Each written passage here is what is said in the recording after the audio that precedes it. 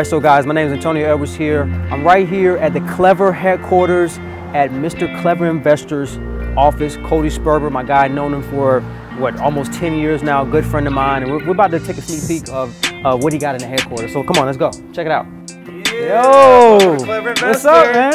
Good to see you, Cody. Yeah, good to see you. Yes, sir. All right.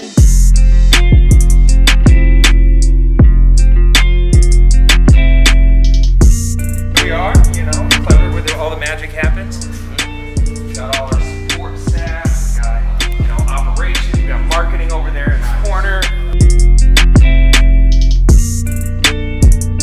The music, I mean, you probably know, I come from the music business, and I was in the music business for freaking like, what, 8-9 years of my life, and I stumbled across real estate from the producer who did the 50 Cent track. The Wangsta, remember Wangsta, the single? Yeah. He did that track.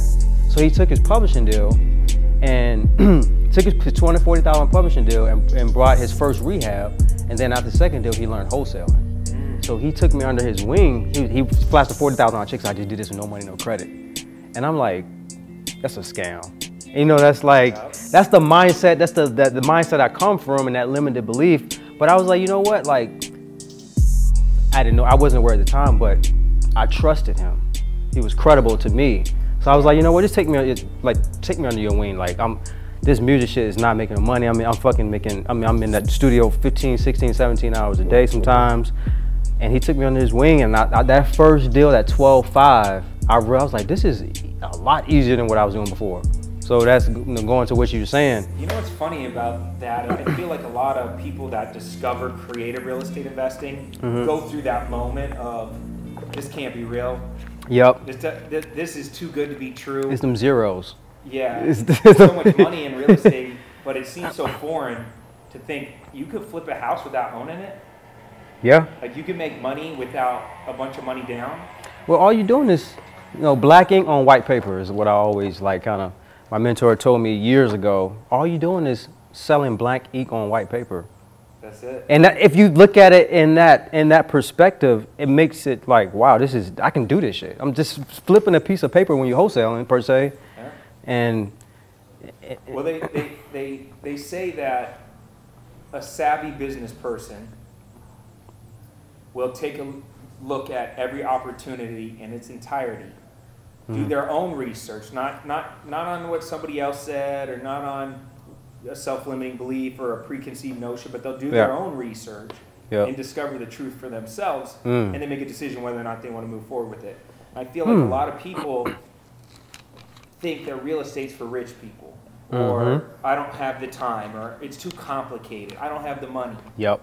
And the reality is that wall holds a lot of good people back from getting in the game. That's and that's why I've always really acknowledged you and thought, like, I'm proud to see all the stuff that you're doing, because you're pushing really hard on social, and you're a great marketer, and you're getting the message out like, hey, there's a lot of bullshit that's in the way, and 100%. The reality is, 100%. You can do this. Yeah. And then you take something that's complicated, because it feels complicated. Yep. But then you simplify it into a system and show them how to get the black ink on the white paper and turn the contracts and make some money and put them off on their journey. Good. Yeah. But you mentioned something about the music industry. Yep. So now that you're doing real estate at the level that you are, do you feel like your passion for music is changed? And that's a great question, man. When I was doing music full-time, it's like I needed music to pay my bills. And it's like, I felt like, I look back at it and I listen to my old shit from like 12, 13 years ago. I'm like, damn, that shit sucks. Like, whoops. But I was so stressed because I needed the money from studio time or selling those $100 beats to local artists until I got my first placement with Busta Rhymes and Twista. And that's still, I only got paid $1,000 for that. And it was like a shitty contract, but you heard that in my music, the stress, the necessity of needing music more so than the creativity. Now, like, you saw the Bid Flip Profit video, the real estate video. It's like, that was all creativity. Like it was just all free space, because I have real estate as my financial freedom vehicle to I can leverage that in music to just go in there knowing that I don't need music for money. Now, if I get a placement with Post Malone or something, that's cool. I'll take that all day. I take that all day, but I'll carry your bag. I just want to be in proximity of you guys. I think that's cool. But it's 100% creativity in the studio room when I'm creating music today versus 10 to 12 years ago. Out of passion. Out of passion. Cool. Yeah. So what are you focused on now? Right now, I'm focused on cash flow, man. I mean, I love flipping properties. I'm still gonna continue flipping properties because I just love the art of that. And you know, after a long time in the real estate game, deals start to fall into your lap. So the reputation now. The reputation, you're credible in your market, and it's always a good thing to have. You have a deal, you be like, should I flip and wholesale this, make a quick 20 grand, or should I keep this for the cash flow? So sometimes I'll be like I have a deal now for 35K, and I can land contracted out, do literally no work to it, Cody. Literally no work to it, and get 900 a month off a 35K purchase. Or I can flip it for 60 and make 25K. Wholesale deal. Black ink on white paper. So it's like, I've always struggled with that. And I still do to this day. It's everybody, and a lot of people say, oh, get rich quick, that must be a scam. I want to get rich quick. I don't want to get rich slow. You know, you got to give me an opportunity that's legal. I want to get rich quick. Right, but the tough part about that is a lot of times it turns out to be too good to be true, and that's where that saying comes from. Yep. But with real estate, I've always struggled with the instant gratification of that 10K, 12K, 15K, 20K profit check from wholesale deal versus like putting an asset in my asset bucket for my future. Yep. I think at the end of the day, I never had enough discipline to pick one or the other. I just try to find a healthy balance between the two. I never looked at it like that. So you think we should have a discipline to like focus on buying home for cash flow versus flipping, making that quick 20K check? I never had, no, what I'm saying is I never had the discipline. I have some friends that like, I don't have the discipline. Wholesale. Right. They will just buy and hold. It's crazy. And they're on the get rich over a long period of time plan. But what's happening now is since I have one friend who, for the last 8 years, has been like, Sperber, every time I see, I can't even follow you on Instagram. Like, you're killing me. The Lambos and the mansions and the house, like, you're making all this money. Yeah. But he's over here just stacking properties. Yeah, he's quiet. And he's quiet. Yeah, and he's living below his means. Yep. And he's making the power moves. And what happened is it's now been about maybe like 8-9 years, and he's starting to come out of the other end of the pain, watching me. How much you got coming in your mailbox? Like, you cannot have 100 grand a month coming in like, how are you doing? He's right. He leaned in really big on trailer parks. Oh, his thing was trailer parks, and I think he started off in single family, and he went out and bought maybe like 20 or 30 single families with his dad and with some other strategic partners. None of his own money is in any of them. He always found strategic partners to fund it. He would find it, manage it, deal with all the tenants and the toilets and all that. Yep. And a partner would fund the deal.